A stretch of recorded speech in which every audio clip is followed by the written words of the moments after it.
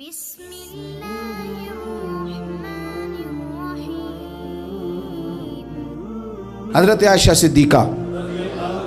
رضی اللہ تعالیٰ عنہ فرماتی ہیں، ایک عورت تھی اور اسے نبی پاک صلی اللہ تعالیٰ علیہ وسلم نے وہ کلمہ پڑھ کے مسلمان ہوئی، مدینہ طیبہ آ گئی تو حضور نے مسجد نبوی شریف میں اس کے لیے مکان،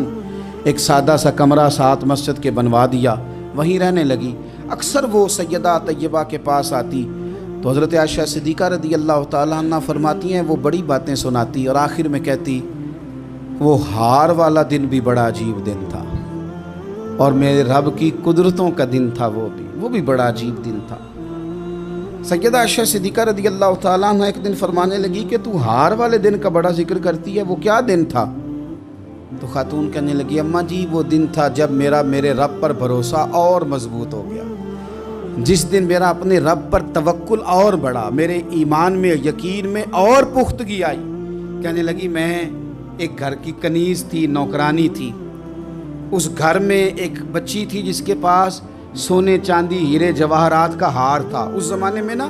چمڑے کے اوپر لوگ ہیرے جواہرات لگاتے تھے، کئی دفعہ سرخ رنگ کے چمڑے پہ لگائے جاتے تھے، وہ بچی پہنتی تھی تو کہتی ہوں بچی کے اس نے اتار کے رکھا یا اس سے گرا وہ ہار تو چیل اسے اٹھا کے لے گئی گوشت سمجھ کے اور میرے سامنے اٹھا کے لے گئی۔ گھر والوں نے مجھ سے پوچھا، یہ بخاری میں موجود ہے، گھر والوں نے پوچھا مجھ سے کہ وہ ہار کہاں ہے تو میں نے کہا چیل اٹھا کے لے گئی۔ گھر میں کچھ چوری ہو جائے تو سب سے پہلا الزام کس پہ لگتا ہے؟ ملازمین پہ۔ کہتے انہوں نے مجھے بڑا مارا، بڑی تکلیف تھی، حتیٰ کہ میری شرمگاہ تک کی تلاشی، میری عزت اتنی خراب کی میں بتا نہیں سکتی۔ میں نے اپنی زندگی میں ایک واقعہ دیکھا، ایک امیر گھر میں چوری ہو گئی، ملازم کو اتنا مارا کہ وہ چارپائی پہ پڑ گیا، پولیس والوں سے اتنی مار پروائی گئی کہ وہ بیچارہ چارپائی پہ پڑ گیا اور پھر وہ اتنا بیمار ہوا اور کچھ دنوں کے بعد پتہ چل گیا کہ چور تو اپنا بیٹا ہے ان کا، پھر اس کا انتقال ہو گیا۔ اب وہ سیٹھ صاحب اور گھر والے آ کے مرنے والے کے کان میں معافی مانگ رہے ہیں، کان میں۔ تو میں نے ان سے پھر کہا تھا کہ یہ تو اب چلا گیا ہے، تمہارا زور چلتا تھا نا تو تم نے قانون خریدا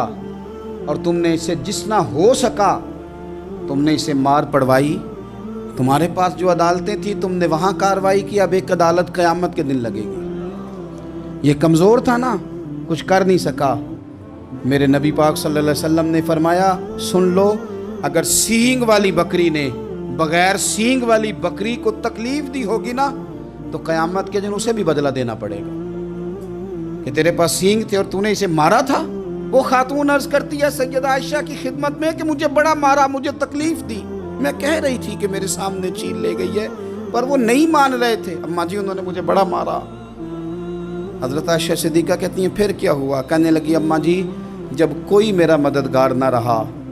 مجھے تکلیف دے رہے تھے، رسوا کر رہے تھے، تو میں نے اپنے رب سے مدد چاہی، میرے رب کی طرف میں نے توجہ کی، میں نے کہا مالک اب تو ہی میرا مددگار ہے۔ کہتی ہے وہ مجھے مار رہے تھے تو وہ چیل جو ہار لے گئی تھی وہی لے کے واپس آ گئی